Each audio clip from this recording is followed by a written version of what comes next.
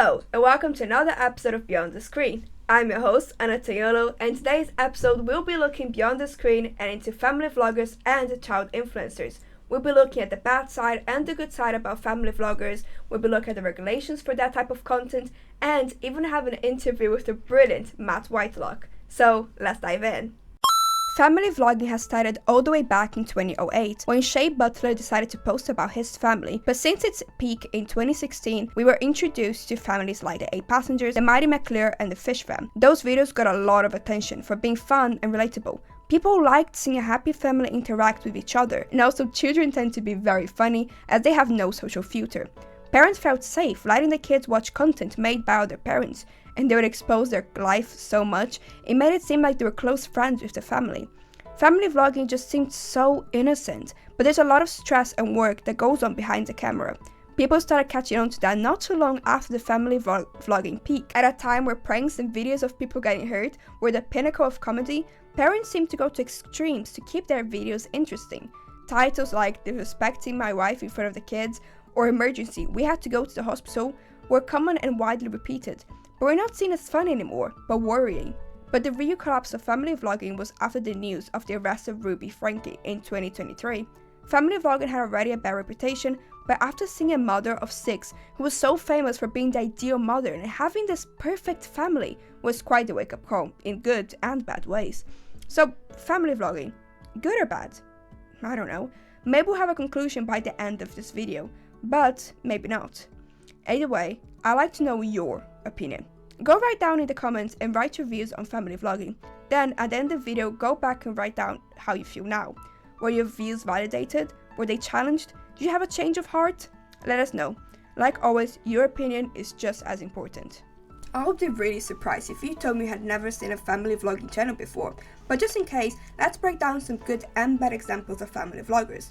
But first, I would just like to emphasize how much I'm not trying to at any point villainize these parents. At the end of the day, we have to believe they're doing what they think is best for their family, and that criminal cases like the one of Ruby Franke are the worst case scenario of a parent. So let's start with her. Ruby Franke was born in a strict Mormon household. She's the oldest of 5 kids and claims her parents were abusive and neglectful. She went to uni at Utah State, which is where she met her husband, or should I say ex-husband, Kevin. Even though she was in uni, her passion from the very beginning was motherhood, not a career. At 18, she met Kevin, at 20, she had her first baby, and at 30, the channel 8 Passengers was born. The videos were everything you'd imagine a normal family. They showed the children's routines, family-friendly competitions, and family events, which seemed pretty harmless. During their peak in 2016 to 2019, they had 2 million subscribers and over 1 billion views. But in 2020, their downfall came. Ruby sent her oldest son to a wilderness camp for pranking her youngest son, a decision many people criticized because that camp had a bad reputation for traumatizing kids.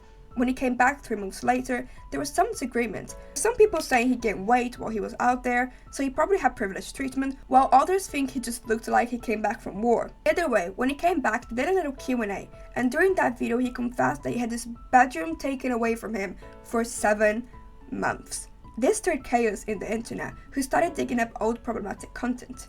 The 5 main ones people pointed out were: 1. Filming herself with a Chick-fil-A in order to support woman and man marriages, which suggests that she's homophobic. 2. She gave her daughter a whole set of her dream books, just to tell her she could only read them when her grades improved. 3. She filmed her daughter's first experience in getting her period and shaving her legs for the first time, when she was only 12 years old. 4. After family friend passed away, she filmed the entire family cry and grieving up close. 5. She left her daughter to go hungry at school after stating that it was her 6-year-old daughter's responsibility to make her own lunch. This is a small list of the many more situations and comments that suggest that Ruby Franke was a neglectful and abusive mother. Ruby also ran a strict Mormon household family with Mormon values.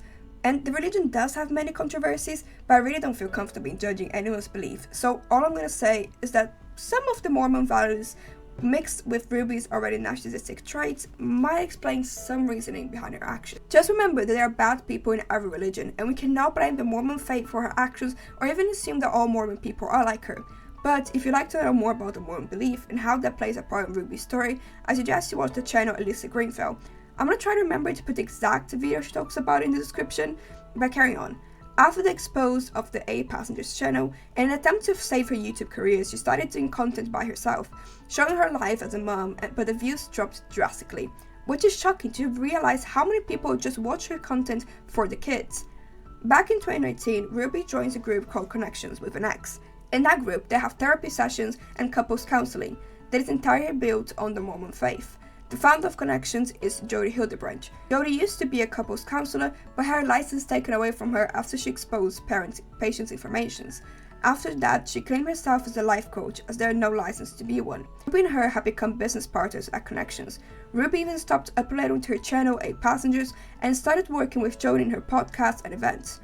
People started hearing less and less about the Frankie family and moved on from them, until August 30 of 2023. That day, her youngest son walked through 40 degrees Celsius pavement in the desert of Santa Clara Island in order to get help. A couple of elders in the neighborhood called the police and ambulance for the boy. Ruby has 6 kids in total. 2 were found in the house with Jody with severe marks of abuse and even torture. Her middle 2 were living with Ruby and were later taken away when they went to arrest her. Her oldest 2 were kicked out of the house in 2022.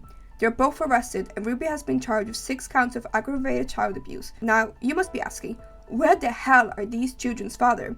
Well, Kevin was also kicked out of the house. Jody claimed he was addicted to pornography, and lust is a big thing in the Mormon culture, so it really wasn't difficult to convince him to leave. He didn't hear from Ruby or his kids for a whole year, and the law believes him to be innocent. Although some people argue he partook in videos which show some sort of child abuse and should be also in prison. Nowadays, he seems to have a very good relationship with his kids. Next, we have a much better example of a family vlogging channel. They're called The Fish Fam. The Fish Fam is also a topic of controversy, especially after Ruby was arrested, as they are also a family of the Mormon Church. They started posting in 2016. They are a family of 7. The parents, Madison Fisher and Kyler Fisher, plus their 5 kids. Their content is pretty much just filming their lives with their kids, although their lives are much more interesting than ours, being a millionaire famous family. But since 2023, their views have decreased drastically, and they have focused more on their brand Widows, which is a healthy option for chocolate milk. Kevin Fisher has also been focusing on his musical career as a country singer. By the time I'm filming this video, they are posting about 1 video every month. Some of their controversies are: 1. People said that their firstborn twins are spoiled and uneducated. 2. People accuse them of having kids just for social media. 3. The dad's, Kyler Fisher, inability to raise his kids, aka dad beats dad. 4. Over-dramatization of the kids to use for vlogging. 5. They got accused of mistreating their kids Halston. So overall, they do not have a very good public image, especially the dad Kyler. And lastly, which I find to be one of the better examples of family vlogging, are the Mighty McClure. The Mighty McClure are known for their diverse and happy family. They started posting in 2015 with funny videos of their twin babies who are now 12 years old. They are a family of 5, the twins, their son, and the parents. Nowadays, their twin daughters are the most famous one. They post videos of their daily routine, activities with their brother, and even challenge videos. They're not as problematic as they do their best to ensure their videos are family-friendly and entertaining for kids, but they still have accumulated some controversies over the years, such as 1. Throwing a party for their 2-year-old and inviting strangers off the internet to come. 2. Telling their daughter that 30% of their public is made of males over 30. 3. Letting their daughters do TikTok lives by themselves. 4. Only giving their kids $500,000 after they turn 18 so they can start paying for their own stuff, but they probably made millions with their image. 5. Old racist tweets from their father, Justin McClure, came to surface. As you can see, family vlogging channels always have some sort of controversy behind them. In the beginning, it seems very innocent. They just share nice family memories in the internet. Well, even my dad does that. It's a way of keeping the family memories alive. The problem is when money gets involved. It's all just fun and giggles until you find out that you could actually turn it into a career. They start doing everything to keep up those numbers. Most of them give up on their own job and start relying only on the income their children's images make. But nothing is all bad. There's always a gray area, so let's have a look on the positives and negatives of family vlogging for the audience, for the kids, and for the parents. Family vlogging can be very beneficial for those watching it. People who have lost a kid or can't have kids can experience seeing a child grow up. Elderlies whose children are all grown up can feel like a parent again through those videos. It's a family-friendly content that parents can watch with their kids. It's also a way that parents can learn parenting advice for free. parenting books can be quite pricey. And for the families, well, parents can earn some extra money for the house. Kids with disabilities or disorders can stop feeling so alone by sharing their struggles. There's also the memories in which we're kept alive forever. The child in the videos will be able to learn from a young age hard work and responsibilities. They will have a place to express their creative side and will be rewarded for it. The audience feels less alone, the parents gain money, and the children gain experience. It sounds almost too good to be true. Because it is. It's true that family vlogging and child influencers most times create a positive impact in their audience, and it's true that it changes the parent's life. It gains them attention which they can use to grow their own career. If that's creating a tech business or becoming a country singer or a convicted fellow, that's up to them. But for the children, well, the family memories stay alive forever, including all the embarrassing things the children have said and done, which is a breaching of privacy, having their lives overexposed in the internet, causes children to be bullied in school, and even if they are homeschooled, there's still always cyberbullying and hate comments in the internet, which can cause children to have depression and anxiety, not to mention the pressure of being the family's only source of income. They will have to grow up quicker and be more responsible, because now instead of worrying about a math test or losing your favorite teddy bear, they have to worry about money and YouTube analytics. Their sense of value is measured by what strangers on the internet think of them, and that is not healthy and can cause long-lasting effects. The only reason why I can't tell for sure is because the children are still too young to tell. The oldest kids from the family vlogging era are the ones of Ruby Frankie, and they have warned people about the effects of family vlogging and are completely against it. Now enough about family vlogging. What about child influencers?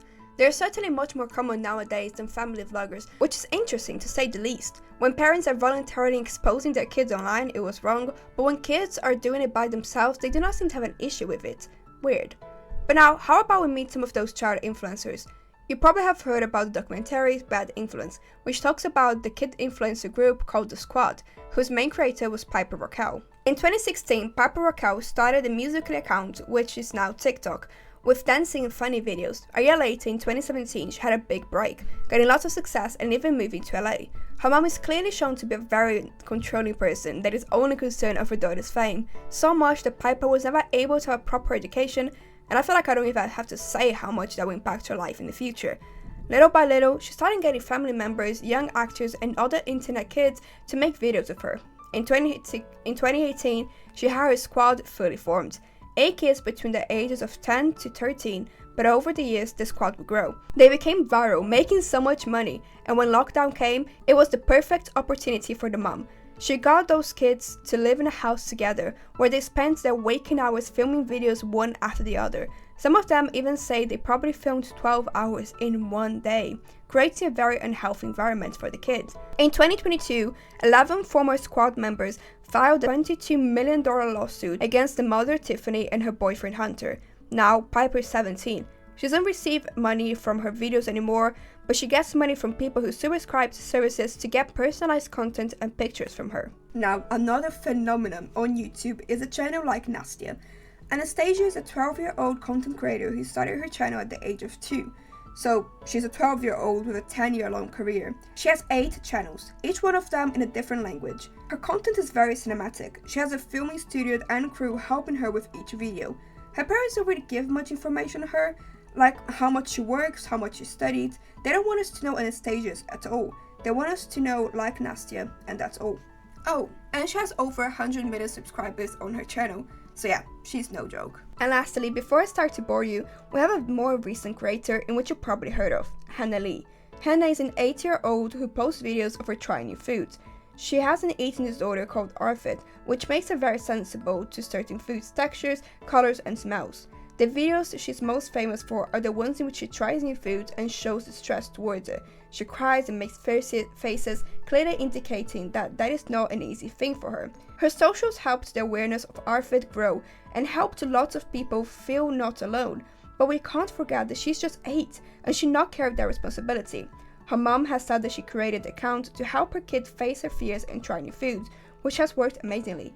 But why does she have to do that in front of millions of people? The mother has already stated that Hannah does not see the results of her videos. So why can't her mother just send the videos to her family or friends, or make the account private, or even tell her child that she posts them, but instead she leaves the videos in her phone? There's so many better options, but instead she chose to expose and profit from her own child. For how much family vlogging and child influencing can impact children, you would imagine there would be a regulation for this sort of stuff, but there actually isn't. Well, let me explain. There are two main acts that protect children in the social media: the Children and Young Persons Act of 1933 and the Children Performances and Activities Regulations of 2014. And there are some separate legislations in different states of the United States, like the Coogan Law in California. But before I bore you with this bunch of information, how about we take a nice pause and have a quick interview with the brilliant director and actor who is the founder of Berserk Productions, a drama coaching company for kids, and whom I have the honor to be interviewing today. Hello everyone, right now we're here with Matt Whitelock, who's a director. He's also the founder of Berserk Productions. Hello Matt, could you please introduce yourself and talk a little bit about your career and who you are? Yeah, sure. So my name's Matt Whitelock, although most people know me as a drama guru, and like Ain said, the founder of a Reading-based production company or youth theatre company called Berserk Productions. And I've worked in youth theatre for over 40 years in different capacities, directing, teaching, coaching LAMDA, building productions, and most importantly, I feel, building confidence in young people. At the heart of it, I'm not really in the business of creating stars. I'm in the business of creating humans who can communicate, think creatively, and stand in a room with confidence. I'm also a performer. I still perform now. I think it's important that young people that have a coach still see them treading the boards, and I learned a lot of my craft at the Kenton Theatre here in Henley, which I've got some very fond memories of as well. That's great. So what is your opinion on social media? What do you think of it? Well, to me, social media is like stage lighting. Used well, it highlights a story. Used badly, it blinds everyone. I like to use it to celebrate the young people's work, promote shows, and share the process. It's brilliant for building community and filling theatres, but your value isn't measured in likes. It's a tool, not a scoreboard. I spend my mornings with a coconut chai cacao, not chasing algorithms. Real connection beats digital reach every time. Yeah, that's right. And what is your opinion about, of course, child influencers and kid influencers? Yeah, that was a difficult. When you sent me the questions through, it gave me a lot to think about. So, I'm not here to judge families by any means, but, once money enters the pictures, I truly believe the dynamic shifts. A child performing in a show for a few nights is one thing, but a child being content every day, I think, is another. A child can't fully understand digital permanence, so I always ask, is this creating joy or pressure? Is this for the child or for the adult? Yeah, and how do you find that different from child actors? How do I find that different from child actors? Yeah, slightly, obviously different. In theatre and film, there are licenses, chaperones, restricted hours, and safeguarding structures. There's a framework, so when a child actor steps off stage, they're done, curtain down. But with social media, sometimes there isn't that switch off. Yeah, fair enough. And you work a lot with child actors. What are the challenges of working with a child? Because of course they're going through a lot of stuff, education, all of that. So what are the challenges of it? Sure. Well, yourself from working with me as well. So you've got to remember they're still children, which is how it should be. They can deliver something incredibly moving 1 minute and then be upset 5 minutes later. Sometimes they put huge pressure on themselves, and I think it's sort of my job to keep standards high but ego low. We take the craft seriously, but we don't take ourselves seriously, as you know from our rehearsals. Yeah, and what are the positives? Because you talk about the challenges, but what are the good things that the child can bring as an actor that you think adults don't really bring that? Well, listen, it's magic when it's done right. Children are instinctive and fearless when they feel safe. The long-term benefits matter most, I believe. Confidence, communication, resilience, empathy. We're humans first and performers second. And of course, because you work with child actors, you also work with the parents of those actors. What are the red flags that you see that maybe they're not just taking it as a nice experience, but they're taking something more seriously that could be that could impact the child negatively? Yeah, sure. Now listen, most parents are brilliant. Healthy ambition is great. But if the dream belongs more to the parent than the child, that's when I personally get cautious. I've been around a lot of nepotism and it just doesn't sit well with me personally. The spotlight should never be brighter than the child's comfort, I don't think. How do you feel about the exposure of children in social media? Do you feel like it's different using actors in social media to advertise the plays than using social media as like an income? Yeah, of course. There's a big difference between promoting a play and monetising a child's personality. So when we advertise a show, we're promoting the production and the ensemble. You know, children deserve parts of their lives that aren't content, I think. Mm-hmm. So you think it's more about you're showing every single thing instead of just being like a part of their life? Yeah, it's always about the story. It's always about, you know, the production they're doing, and it's, you know, it's a limited time scale rather than, you know, a content creator or influencer when they're constantly switched on all the time. I believe that children have to have that time where some things are content free. Yeah, this is not on the question, but I hope you don't mind me asking. One of the things that we talk about in the podcast is how child influencers, a lot of them have the dream of one day becoming an actor, and like having like family vlog and all of that like as a second job. And other people are saying that it's very tricky because those children are being made to believe that they're special and amazing, and maybe when they go into acting they could suffer that kind of realization that maybe they're not as great. People just love them because maybe, you know, there's predators in the internet, and also because they're sharing everything with us and that kind of connection with the audience. Yeah, definitely. And like, you know, from the process we've just been through, you know, confidence and ego are completely two different things. And, you know, when a child is working as a content creator or as an influencer, as you say, like I just said previously, you know, there's no switch off. And once it gets monetized, that's when I believe it's tricky ground to monitor. You know, we've got safety measures in place for children working in the theatre that aren't always included in social media at the moment. Yeah, when it comes to you using social media for your plays and stuff like that, do you have any rules that you abide by the content that you're posting, the things that you don't want to post, and that sort of stuff? Yeah, of course, definitely. Now, firstly, you know, written parental consent and the child's consent. You know, we make sure that they're happy first. You know, there's no vulnerable moments posted, no force, say hi to the camera. You know, it's safeguarding first, marketing second, and if in doubt, you know, we leave it out. And I always ask myself, would I be comfortable with this being posted about my own children or grandchildren?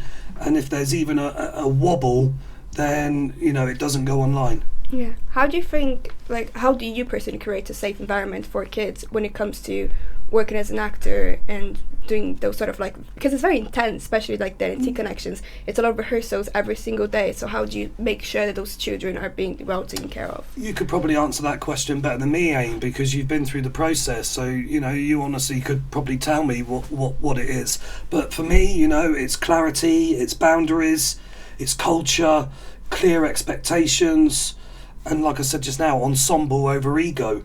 Effort is praised more than the outcome, and young people perform best when they feel safe enough to fail. And, you know, that's the process we've just been through with Cloudbusting. So you know firsthand if you felt safe, if it felt right, and all those things you're asking. Great. Do you have any last notes or anything you'd like to say about this whole thing with children in the media? Well, you know, I think it's important for those children that enjoy performance. It's an important part of their growth. You know, children deserve a childhood, and if performance builds confidence and joy, you know, that's brilliant. But if exposure adds pressure, then is it worth it? You know, I believe the responsibility always sits with the adults that are in charge. Right. Thank you so much for giving up your time. Thank you for watching. Bye bye now. Thank you very much. It was kind of you to have me on. I look forward to hearing it. Thank you. Thank you, Matt, for agreeing to have this conversation with us. It was very enlightening. But now let's go back and talk about something more serious. Regulations and rules for child vloggers. The Children and Young Persons Act of 1933 was written to address the rising crime rate among children. There's a few sections in which it addresses children in stage performances, film works, and concerts. So let's break those sections down. Section 22 states that children need a license to work as actors. Section 23 talks about children doing dangerous performances, acrobatics, stunts. Kids under 16 need a stunt double for everything that could cause them harm, from being run over by a car to running a few feet, and no license can override this. Section 24 states that even the training of stunts are prohibited. Section 25 talks about proper tribal arrangements for abroad performances, and lastly, Section 26 is all about penalties for breaking the regulations. But remember, these rules are very outdated, but they can be inferred for child influencers. Filming YouTube videos should be considered film work, consider that they needed to perform in front of a camera, and that the videos are monetized and used as a source of income for the parents. Therefore, technically, they should not be allowed to partake in risky TikTok challenges, film stunts or acrobatics or dangerous pranks. They cannot participate in sponsored or influencer trips with the goal to film content together and monetize with that content.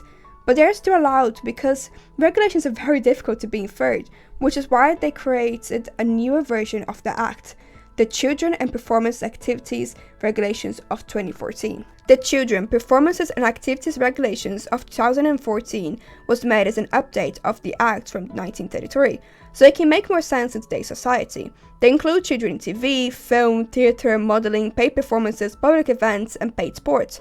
The Act is simpler, more protective, and allows flexibilities for unseen circumstances.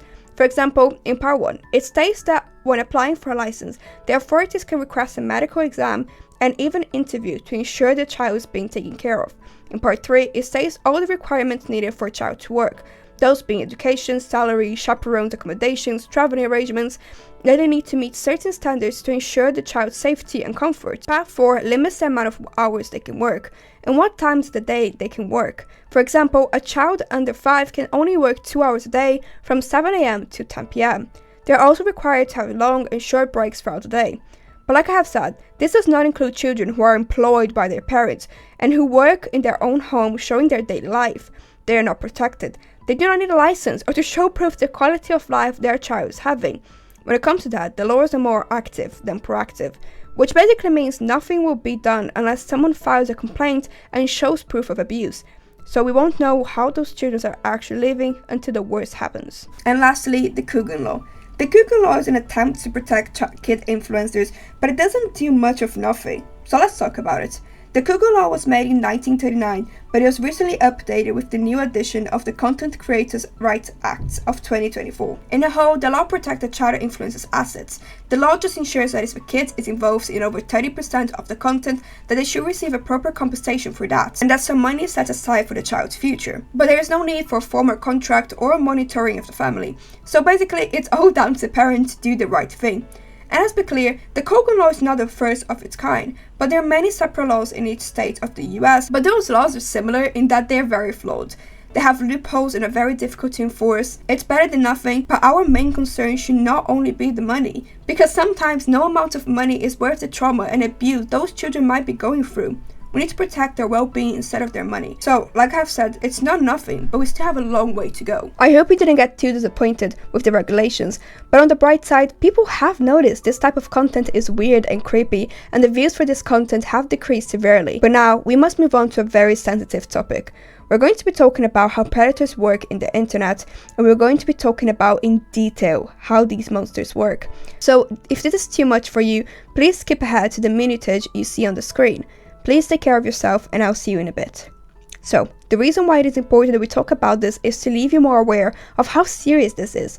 When people think of a predator, they think of a weird guy in the kids' playground, but they are way closer and way more accessible than you think. My biggest inspiration to create this video is a Brazilian YouTuber named Falcon. I'll leave his channel in the description in case any other Portuguese-speaking people would like to watch his videos. He is a famous comedian, but 6 months ago he changed his career completely. On the 7th of August of 2025, he released a video called Adultização, or in English, adultization, which basically means treating children as if they are adults. He made this video to report such criminal behavior. In the video, he gives example of children have been disgustingly used in the internet. One of those cases is of Caroline Dreyer. Caroline is a girl who started content creation since she was 11 years old.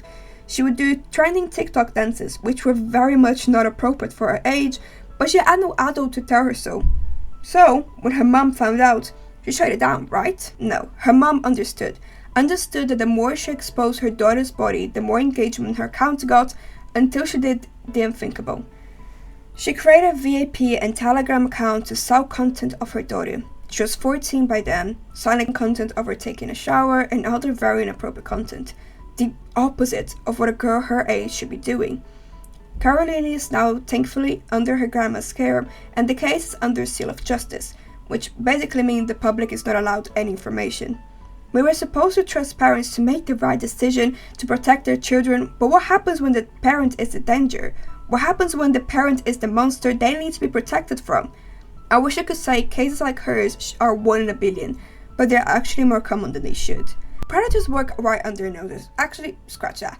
They work right in our faces. We see it every day. It's the algorithm. The mother of the Mighty McClears, Amy McClear, has stated in the documentary Born to be Viral that people say things like, you're putting your child out online. What if there's, child predators watching? You can't control that. So for me, that's like saying, oh, there's bees out in the world, so you should never go outside. They might sting you. Well, they're not right here. People who post their kids online love to use that as an excuse. But it's not about keeping your child locked away in the house. It's about taking your child to poke the bee's nest. You want to know why the algorithm is the predators working right in front of us? Well, it's because the algorithm is an AI robot that has no feelings or ethical values, something that we discussed in the last episode. The algorithm is made to feed you content that you enjoy, in a way to keep you in the platform. But they don't filter what content that is. So if it's funny dog videos, motorway accidents, Karens in the wild, or even children dancing and acting inappropriately, which we call that the P algorithm. In the video Falcon made, he showed us exactly how that happens in real time by creating a new account. If you'd like to see him do it, you can watch the video in the description at the minutage 2510. But the way the pedophiles work is, they start liking suggestive content in the algorithm, or even searching up hashtags like cute girl or girl dancing. Then the algorithm starts feeding them the same content. When they go to the comments, they'll see GIFs.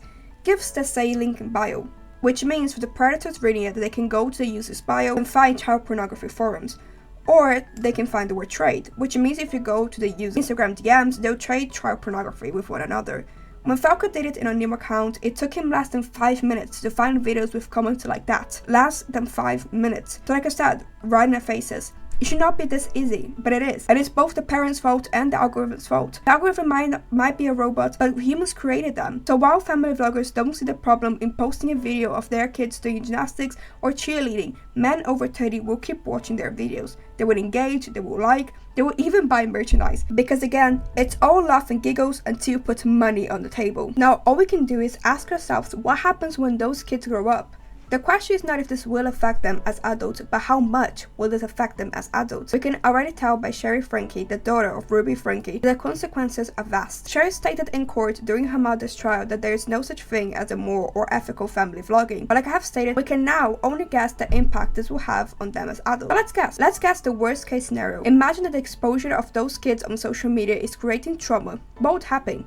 Well, it leads them to have depression, anxiety, anger issues. They're also more likely to develop conditions like asthma, diabetes, and coronary heart disease. They will have trust issues, which will cause more emotional distress and can lead them to struggle in romantic relationships. They will keep their guard up at all times because their brains are used to being in a fight or flight mode. They're also more likely to engage in high-risk behaviors. A lot of the kids from family vloggers dream of becoming actors when they grow up. They have been born in an environment that makes them think they are the best. Most of them don't have access to hate comments, fortunately, so they just get the fame and the praises. It makes them think they are the best because they can do whatever they want, not because of talent, but because of fame, because they have an important name. It will crush them to find out they have nothing special, that they spent their whole life filming silly videos instead of studying and working hard to succeed in life, as they believe their life was already successful. And well, this is just a tip of the iceberg, the surface level effects. The impact will depend on their own individual experiences, and like I have said, we won't know until later, until the damage has already been done. Wow, I cannot believe we have reached the end of another episode. I hope you enjoyed this video, and if you have any questions or feedback, please feel free to let them down in the comments. I hope you're leaving this episode more aware and educated. And please remember to subscribe for future episodes, to like and follow us on our social media. Bye! Why is your voice like that? Right. Go on. Leave me alone. Go. AI can only do what humans do. Sorry, I'll let you actually do it, but I want to hear the replay of that.